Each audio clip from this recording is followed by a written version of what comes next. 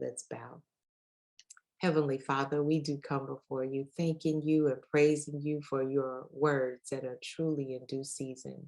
For Genesis to Revelation, we recognize, oh God, that you speak to us in the creation of everything, that there is nothing that you cannot create from the very beginning. And in the end, when all is said and done, you give us a new Jerusalem and you make it all sweet.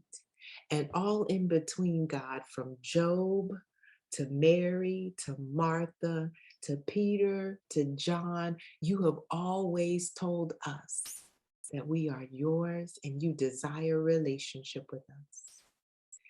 Oh God, you have spoken through the major prophets and the minor prophets. You've spoken through Paul. You've spoken through so many to remind us of your word. Your word is true. But the best word that you've ever given us is the fact that you sent Jesus, the word made flesh, to be the embodiment of who you are, to show us your character, to show us how we should think, to show us what we should do, and how we should treat others, and how we should have relationship with you. So we come, Lord.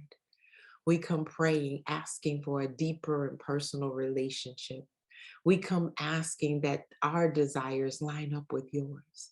We come, God, asking for you to show us how we need to treat our brothers and our sisters in Christ, asking us what it is that you would have for us to do because you told us to do business until you return. We come, God, seeking your word in this season at this time. It doesn't have to be convenient for us to hear, God, but we just want to hear from you. Speak, Lord. We listen.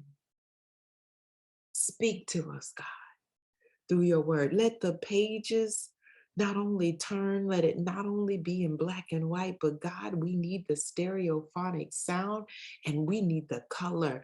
Let us feel what you felt. Show us your glory. Show us that you're speaking to us, oh God. Encourage our souls with your word.